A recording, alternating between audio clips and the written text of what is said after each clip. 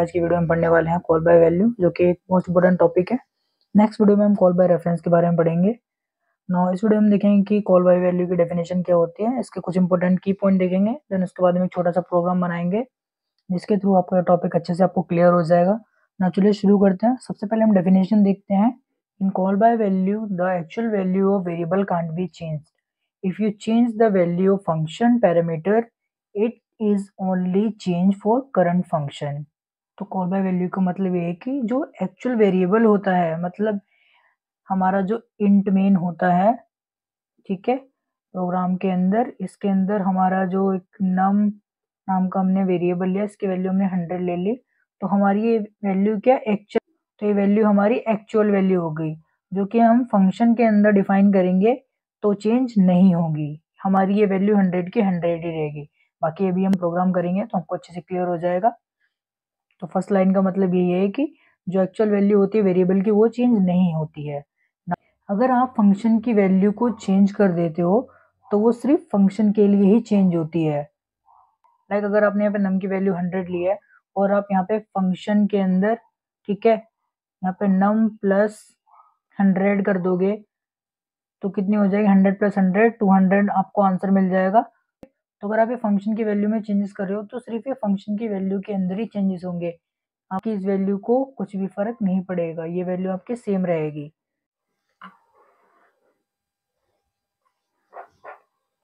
ना first point है, a copy of actual value is pass to the function. जैसा कि अभी हमने डेफिनेशन में देखा था कि हमारी जो एक्चुअल वैल्यू होती है उसमें कुछ फर्क नहीं पड़ता है, हम इसकी कॉपी सेंड कर देते हैं फंक्शन में, और फंक्शन में आप कुछ भी ऐड या सब्ट्रैक्ट करके कुछ भी चेंजेस अपने अकॉर्डिंग कर सकते हैं, ठीक है।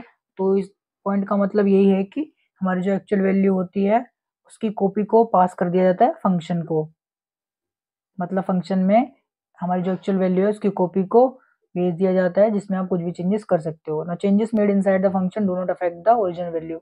और जो भी चेंजेस करते हैं फंक्शन के अंदर उससे हमारी जो ओरिजिनल वैल्यू होती है उस पर कुछ भी फर्क नहीं पड़ता है। ना each call create separate memory for parameters. और जितनी बार भी आप फंक्शन को कॉल करोगे उतनी बार आपका आउटपुट आएगा। Now safer because original data remains unchanged।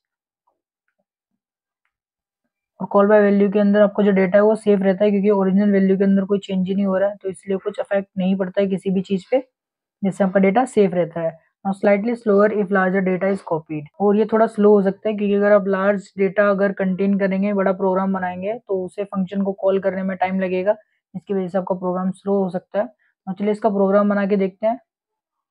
So guys ना चलिए अपने कॉल बाय वैल्यू का प्रोग्राम बनाते हैं। तो सबसे पहले हम क्या करेंगे, अपनी हेडर फाइल लगाएंगे जो कि होती है मेरी हैश इंक्लूड आई स्ट्रीम, ठीक है। तो हमारी हेडर फाइल होती है जिसके थ्रू हमारा सी प्लस प्लस का प्रोग्राम रन होता है, और इस हेडर फाइल के थ्रू अपने इनपुट और आउटपुट फंक्शन परफॉर्म करते हैं। यहाँ पे आई का मतलब इनपुट है और ओ का मतलब आउटपुट, मतलब सी इन सी आउट हम इसी हेडर फाइल के थ्रू परफॉर्म करते हैं सी प्लस प्लस के अंदर। इसके बाद हम लिखते हैं यूजिंग नेम स्पेस एसटीडी। तो यूजिंग नेम स्पेस एसटीडी हमारा क्या होता है कि स्टैंडर्ड लाइब्रेरी होती है जिसके थ्रू हमारा सी प्लस प्लस का प्रोग्राम रन होता है। अगर ये हम नहीं लिखेंगे तो हमारा सी प्लस प्लस का प्रोग्राम नहीं चलेगा, आप चेक करके देख लेना। इसके बाद हम लिखते हैं इंट मेन। इंट मेन क्या होता है, हमारा मेन फंक्शन होता है। वो इंट नाम का हमारा डेटा टाइप ले ले, क्योंकि इसके अंदर हम इंटीजर वैल्यू यूज करेंगे, वन नाम सिर्फ मेन लिखते। और मेन फंक्शन हमारा एग्जीक्यूशन के लिए यूज होता है, हमारा प्रोग्राम इसी मेन की वजह से एग्जीक्यूट होता है। इसके अंदर हम क्या करेंगे, एक इंट नाम का डेटा टाइप लेंगे और एक नम नाम का वेरिएबल ले लेंगे, इसकी वैल्यू ले लेंगे हम 100, जैसे कि मैंने अब थ्योरी में बताया था, ठीक है ना। इसे प्रिंट करवा लेंगे, तो सी आउट करके हम इसे प्रिंट करवा लेंगे नम। और नेक्स्ट लाइन के लिए हम एंड लगा लेते हैं यहाँ पे ना। इसे अगर एग्जीक्यूट करेंगे, कंपाइल एंड रन ना, आप इसे किसी भी नाम से सेव कर लेना, बट डॉट सीपीपी जरूर लगाना, तभी आपका प्रोग्राम रन होगा, क्योंकि एक्सटेंशन होता है सी प्लस प्लस का। ना देखिए हमें आउटपुट में मिल गया 100, ठीक है। तो इसके एक्चुअल वैल्यू में कोई चेंज नहीं हुआ क्योंकि हमने और फंक्शन तो बनाया नहीं है। और हम फंक्शन बनाएंगे जैसे कि हमने अभी समझा थी थ्योरी में। तो फंक्शन हम बनाएंगे यहाँ पे यूजिंग नेम स्पेस एसटीडी के नीचे, तो यहाँ पे लिखेंगे वॉइड और अपने फंक्शन का नेम लेंगे चेंज वैल्यू, ठीक है। फंक्शन में चेंज वैल्यू लिख लिया। ना इस फंक्शन के अंदर हम एक पैरामीटर पास करेंगे इंट नम नाम का, और हमने ये पूरा फंक्शन क्रिएट कर लिया, ठीक है, तो हमने थ्योरी में क्या पढ़ा था कि हमारी जो एक्चुअल वैल्यू होती है उसके अंदर कोई चेंजेस नहीं होता, जो भी चेंजेस होते हैं वो फंक्शन के अंदर होते हैं चेंजेस। अब फंक्शन के अंदर कुछ वैल्यू तो हमने दी नहीं है, तो यहाँ पे अपनी वैल्यू देते हैं num is equal to num plus 10। ठीक है, नम की वैल्यू में हमने 10 ऐड कर दिया, मतलब 110 हो गया। अब नाउ इसे भी हम प्रिंट करवा लेते हैं सी आउट के थ्रू।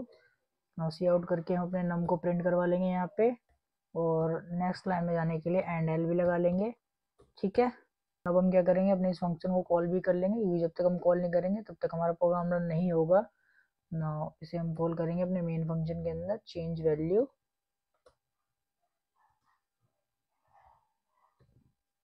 ठीक है, और यहाँ पे लिख देंगे नम।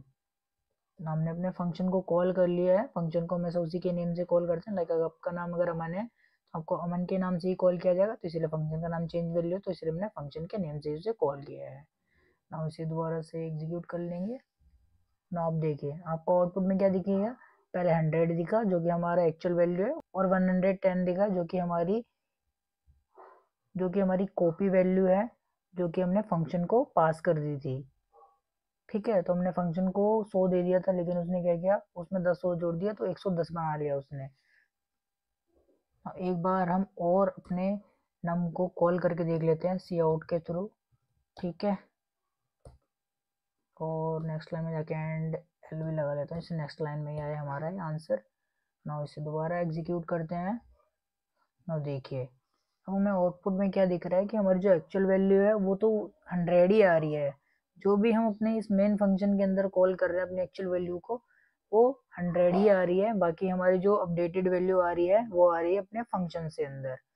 ठीक है, तो जैसे कि हमने कॉल बाय वैल्यू के अंदर पढ़ा था कि हमारी जो एक्चुअल वैल्यू होती है उसमें कुछ भी चेंज नहीं होते हैं, हमारे जो भी चेंज होते हैं फंक्शन के अंदर होते हैं।